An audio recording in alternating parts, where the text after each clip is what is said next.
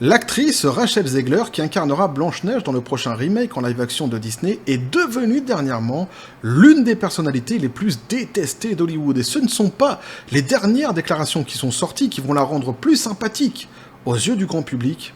On voit ça ensemble.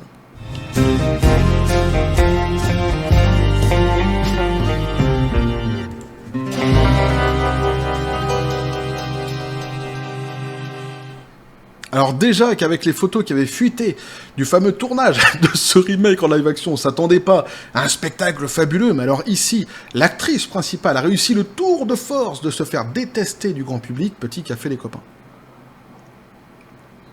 Elle le doit surtout à ses dernières déclarations, donc concernant le dessin animé de base de Disney, que visiblement elle méprise totalement, et aussi à son air condescendant, son manque de respect qu'elle a lorsqu'elle justement elle s'adresse à la presse en règle générale, et alors elle a réussi aussi le tour de force de se faire détester par une partie de la gente féminine, et oui, qui se dit féministe et qui l'accuse justement elle d'être une fausse féministe, ce qui est en réalité assez logique, puisque si c'est vrai qu'elle a politisé complètement dans, en tous les cas, ses discours, dans ses déclarations, le film de Disney, le prochain remake de Disney, eh bien elle l'a politisé du côté woke de la force, et non pas du côté féministe de la force, et donc forcément ça crée certaines tensions. On va d'abord donc voir un article qui revient un petit peu sur toute cette histoire, avec toutes les déclarations récentes qui sont sorties, et aussi les déclarations du passé, pour vraiment bien comprendre eh bien, pourquoi toute cette animosité actuellement autour de l'actrice. Et puis après, on ira voir justement les déclarations de ces personnes qui se disent féministes et qui ont un petit message à lui adresser, tout de même.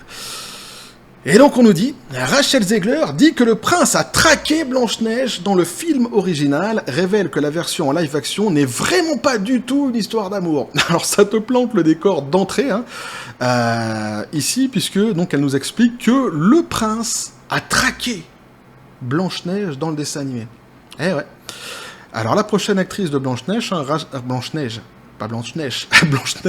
Rachel Zegler a fait des commentaires pointus sur le film lorsqu'elle a discuté en septembre 2022 à l'exposition d'Evan3, décrivant que Disney dépeint le prince dans le film d'animation original comme un harceleur, une espèce de prédateur quelque part, tu vois. Et si ça se trouve, c'est le prédateur. Ah ouais. Tu vois, ils l'ont pris et ils l'ont mis dans un autre film. Ça se trouve, c'est lui, tu sais. Mais tout est possible actuellement. Zegler a partagé ses commentaires avec Extra TV lorsqu'on lui a demandé « Je sais que vous m'avez dit que votre version de Blanche-Neige est différente et qu'il s'agit plutôt d'une version 2022 de Blanche-Neige. Qu'est-ce que vous entendez par là ?» Zegler a répondu « Le dessin animé original est sorti en 1937 et c'était évident que l'accent était mis sur une histoire d'amour avec un gars qui traque littéralement. Bizarre, bizarre !» nous dit-elle. Alors, le bizarre, je le fais super mal, mais pourtant, c'est lui qui est hyper révélateur, justement, de son ton méprisant et condescendant, pour ceux qui veulent se rendre compte. Il y a la petite vidéo ici, même si vous pigez pas l'anglais, vous comprendrez pourquoi, eh bien, là, sa manière de s'exprimer, évidemment, agace prodigieusement. Donc, elle nous dit, nous avons donc fait quelque chose d'autre ici. Lorsqu'on lui a demandé si le prince serait le même dans le film, Zegler a répondu, nous avons une approche différente de ce que je suis sûr que beaucoup de gens supposeront être une histoire d'amour. Simplement parce que nous avons choisi un gars dans le film, Andrew Burnap, super mec. Nous dit-elle. Elle a poursuivi, donc c'est une chose que je pense, donc beaucoup de gens en feront l'hypothèse de ce que ça va être réellement. Mais ce n'est vraiment pas du tout une histoire d'amour, ce qui est vraiment, vraiment merveilleux. Et si elle trouve ou non l'amour en cours de route, personne ne peut le deviner jusqu'en 2024. Toutes les scènes d'Andrew pourraient l'être. Qui sait ? C'est Hollywood, bébé. C'est pas de moi. Le c'est Hollywood, bébé, c'est justement c'est de elle. Et on comprend vraiment dans cette façon de s'exprimer. C'est pareil, par exemple, pour Andrew Burnap, le manque de respect, quoi. Elle termine sa phrase, Andrew Burnap, super mec. Elle a vraiment une façon de s'exprimer qui est évidemment hyper agaçant. Alors, plus le Hollywood bébé, exactement, après derrière. Zegler a ensuite révélé de quoi parlait vraiment le film. C'est un voyage intérieur qu'elle poursuit pour trouver sa vraie personnalité. Et elle rencontre beaucoup de gens en cours de route qui rendent le voyage vraiment incroyable. On a l'impression qu'elle nous décrit l'épopée de Luke Skywalker, tu sais. Mais c'est exactement ça, t'sais. À un moment donné, il va trouver la force et il va aller défoncer son père. Elle va peut-être... Ah non, pour le coup, elle défonce pas son père, elle écoute son père qui a dit qu'elle serait un jour un leader incontestable, qu'elle devait prendre le pouvoir. C'est ce qu'elle va nous expliquer, justement. Ziegler aux côtés de Gal Gadot qui joue la méchante reine dans le prochain film a précédemment informé Variety que Blanche-Neige de Ziegler ne serait pas sauvée par le prince. Lorsqu'on lui a demandé ce qu'elle voulait dire en décrivant que le film avait un bord moderne, un côté moderne, Ziegler a répondu « Je veux juste dire que ce n'est plus 1937 et nous avons absolument écrit une nouvelle Blanche-Neige. » Et ici, juste, je fais une pause parce que c'est quand même fou en réalité. À chaque fois qu'elle parle de ce remake en live action, qu'elle le compare avec le dessin animé du passé, d'abord, elle le renvoie toujours à son époque, à 1937, une époque que visiblement elle n'a pas comprise à la base, et un dessin animé qu'elle n'a pas visiblement aussi comprise à la base. Mais on sent systématiquement le mépris, voire la haine qu'elle peut avoir envers justement le dessin animé d'origine et l'histoire d'amour de ce fameux dessin animé, et c'est complètement dingue en réalité, parce que quand on voit ça, on se dit, cette actrice-là, sans doute, est la plus mauvaise qu'on pouvait choisir pour incarner Blanche-Neige. Tant elle déteste, à la base, visiblement, Blanche-Neige. Pour ce que Blanche-Neige, en tous les cas, était. C'est un peu comme si que demain tu faisais un remake de Blade, de Blade avec Wesley Snipes, et que tu choisissais donc de reprendre vraiment l'histoire avec Blade de Wesley Snipes, et que tu choisissais comme acteur principal un Suédois ou un Cambodgien, déjà, ça commence comme ça, et que ensuite cet acteur-ci passait son temps dans les médias à dire à quel point il détestait lorsque c'était Wesley Snipes qui jouait Blade, et à quel point il déteste les vampires, etc., etc. C'est exactement pareil. Car que tu te dirais, mais c'est complètement fou, qu'est-ce qu'il fout là, lui? Si tu détestes à ce point le matériel source, qu'est-ce que tu fais là? Évidemment, elle s'en fout du matériel source. Elle n'est pas là pour ça. Elle, ce qui la tient vraiment, c'est son discours politique qu'elle a quasiment à chaque fois devant chaque média, et les messages qu'elle tend à faire passer, puisqu'elle est complètement empreinte justement de cette fameuse idéologie woke. Qui elle-même, idéologie woke, qui elle-même méprise de toute façon les œuvres du passé, et qui passe son temps à vouloir les cancel, évidemment. Donc Gadot, alors je termine ma parenthèse, Gadot donc est intervenue, et elle dit donc qu'elle ne sera pas sauvée par le prince. Ziegler a affirmé ensuite, elle ne sera pas sauvée par le prince, et elle ne rêvera pas du véritable amour. C'est comme si c'était une gloire, c'est un trophée. Ziegler a précisé, elle rêve de devenir le leader qu'elle sait pouvoir être, le chef que son défunt père lui a dit qu'elle pourrait être si elle est intrépide, courageuse et fidèle. Une femme complètement avide de pouvoir, avide de pouvoir, et qui veut absolument devenir une leader incontestable, visiblement. Et donc c'est juste une histoire vraiment incroyable pour, je pense, que les jeunes du monde entier s'y retrouvent. Que les jeunes du monde entier, en fait, ne rêvent plus d'amour. Selon elle, seul le pouvoir compte. En tout cas, pour les petites filles. Visiblement. Alors ça tombe mal parce que moi justement j'ai pas mal d'enfants et dans mes enfants la grande majorité sont des filles. Et c'est marrant parce qu'il n'y en a aucune qui pense comme elle. Mais aucune. Et pourtant, on peut pas dire que c'est l'ancienne génération, ma plus vieille n'a que 14 ans. Et la plus jeune a bientôt 2 ans maintenant. Et ouais. S'adressant à Entertainment Weekly, Ziegler a également révélé que le film changeait également la définition de juste pour le film. Le film d'animation original expliquait clairement que le terme faisait référence à la beauté et offrait une leçon de vanité, nous dit-elle.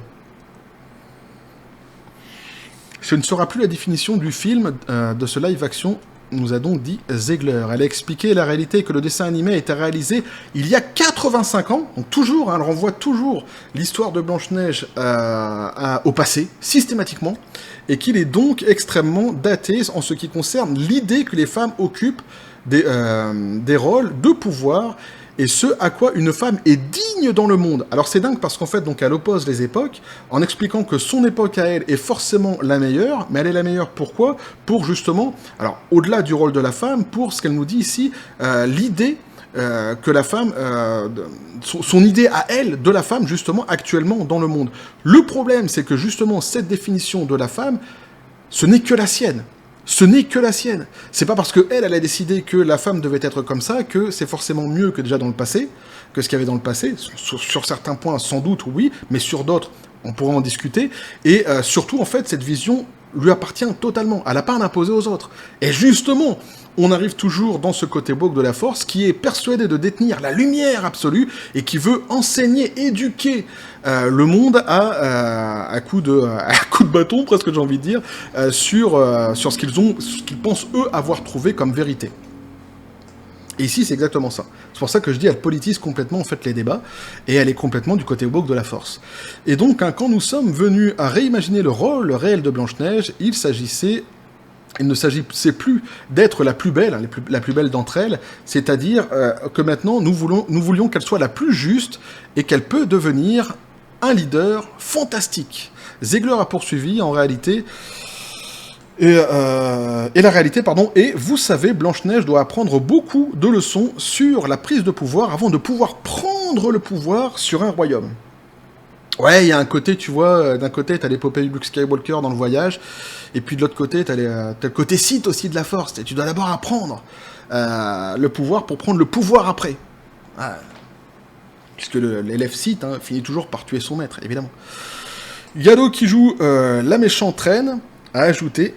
De plus, le fait qu'elle ne sera pas sauvée par le prince et qu'elle est proactive et que c'est elle qui fixe les conditions est ce qui la rend si pertinent par rapport à où nous en sommes aujourd'hui.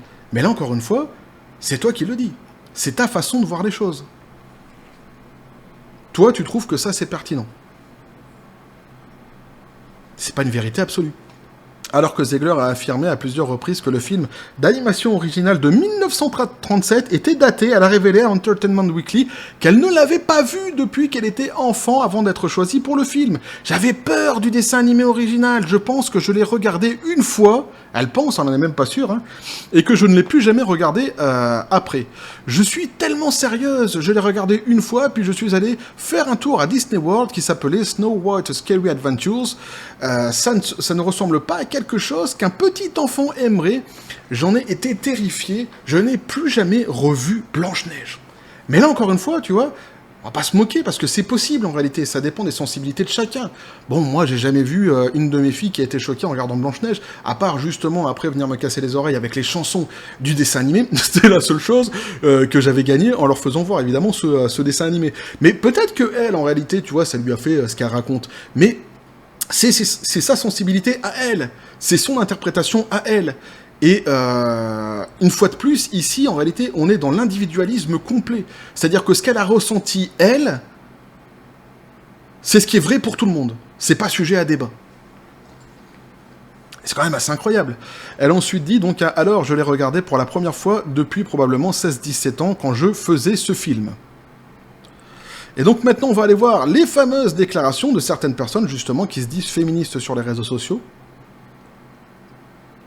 Et donc on nous dit ici, dans une vidéo qui a été visionnée plus de 9,2 millions de fois, depuis sa publication il y a 5 jours, l'utilisatrice de TikTok NJ, qui passe par le pseudonyme Coswhite NJ, a critiqué Ziegler pour ne pas avoir reconnu que les femmes ont le droit de poursuivre ce qu'elles veulent, y compris l'amour.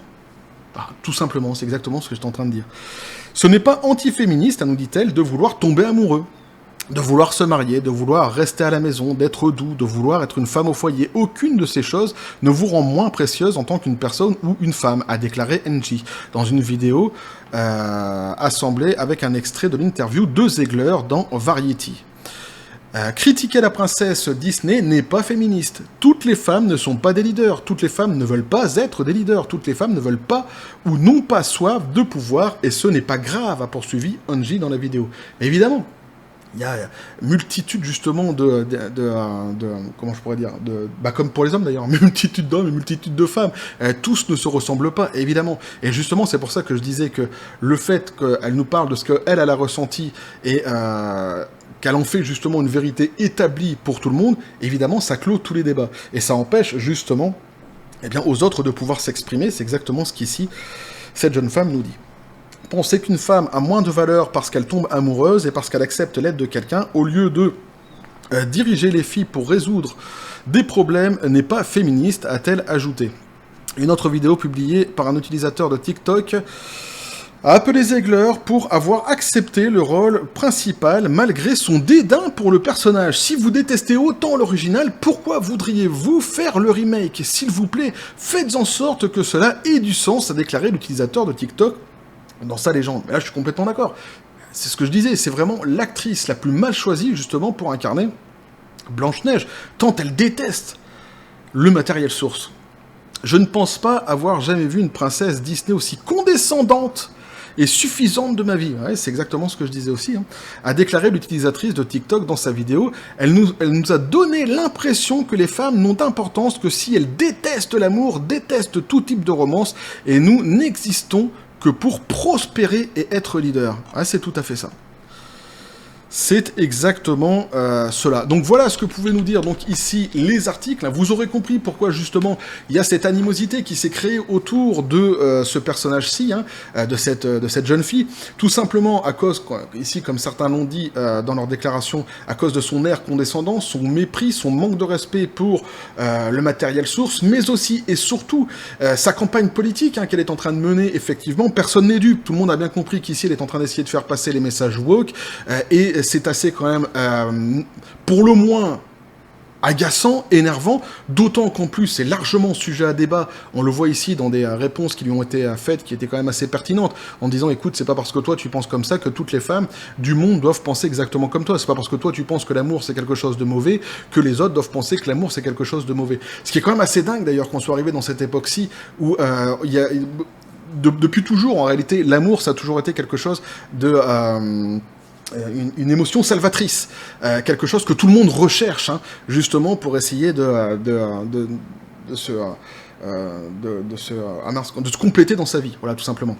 De réussir quelque part. J'avais pas envie d'employer le mot réussir parce que l'amour n'est pas forcément une réussite en soi, mais en tous les cas, c'est un projet personnel, voilà, que évidemment beaucoup depuis toujours cherchent à entreprendre et à obtenir. Donc ici, c'est quand même dingue qu'on soit arrivé dans une époque où justement, eh bien, l'amour devient en fait ce qui est le plus méprisable aux yeux de ces gens-là. Et ça en dit long, évidemment. Ça en dit long aussi sur leur façon de percevoir les choses, hein, qui est systématiquement, justement, comme j'ai dit dans la vidéo, dans cette forme d'individualisme. Au-delà de ça, ce qui est quand même assez dingue, c'est que quand on voit tout ce qui a été changé dans ce remake, hein, que ce soit les nains qui n'existent plus, etc., etc., tu te dis, mais en réalité, mais pourquoi s'entêter à garder le nom Blanche-Neige? Pourquoi ne pas avoir fait tout simplement un nouveau film avec tout ça, justement, avec toute cette histoire qu'ils ont créée, en changeant complètement le délire, en changeant de nom, Blanche-Neige, etc.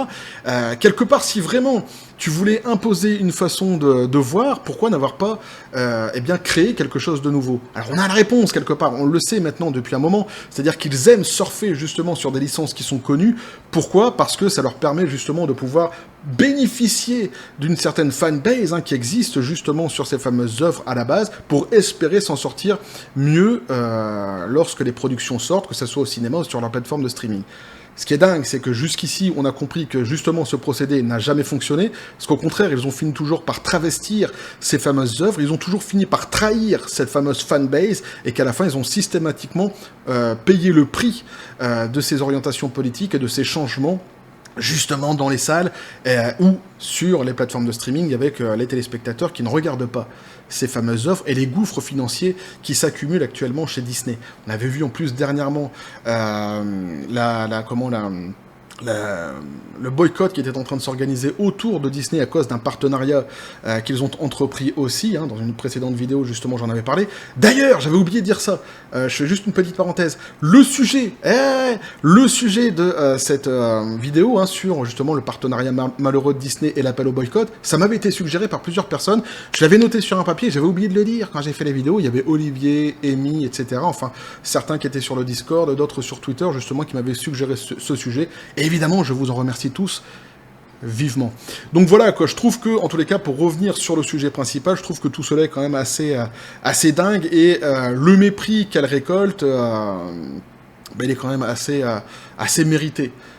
Eh ouais, c'est malheureux, parce que Évidemment, le film n'est pas encore sorti. Quand on voit le nombre de polémiques qui encadrent déjà ce film, c'est quand même assez un truc de dingue ce qui est en train de se passer. On est surtout en train de parler d'une œuvre qui est chère à beaucoup de personnes. Donc une fois de plus, en fait, des œuvres comme ça se faire piétiner par tant d'arrogance, par tant de mépris et par tant d'idéologie, eh bien évidemment c'est malheureux. Et qu'on en arrive justement à détester des acteurs ou des actrices avant que les films sortent à cause justement de leur mépris lorsqu'ils discutent avec les médias, lorsqu'ils parlent justement dans les médias, évidemment, tout cela est quand même assez fou, assez malheureux. On va continuer quand même à suivre tout cela, puisque, évidemment, c'est fort intéressant. Bref, n'hésitez pas à me dire ce que vous en pensez dans les commentaires, à vous abonner si le contenu vous a plu, activer la petite cloche pour les prochaines notifications, les prochaines vidéos qui vont arriver, à balancer un like, à partager la vidéo. Vous avez mon Twitter et mon Facebook qui sont dans les descriptions des vidéos. N'hésitez pas à venir et à basculer du côté de la force absurde des réseaux sociaux. Ah ouais, mon Twitter, mon Facebook et le Discord de la chaîne. Ah ouais, j'ai failli oublier. Donc n'hésitez pas à venir, à basculer du côté de la force absurde des réseaux sociaux. Sur ce les copains, je vous dis comme toujours à John Spartan, paix et félicité, et avec un petit côté Blade, tu vois aussi, un petit côté vampire coriace, vampire katana. Ah ouais, quelque part dans le coin de ma caboche. On va continuer évidemment à suivre tout ce sujet hein, sur Disney et sur ce fameux remake en live action qui est Blanche-Neige, parce que tout cela est fort intéressant. Bref, et que la force soit avec vous.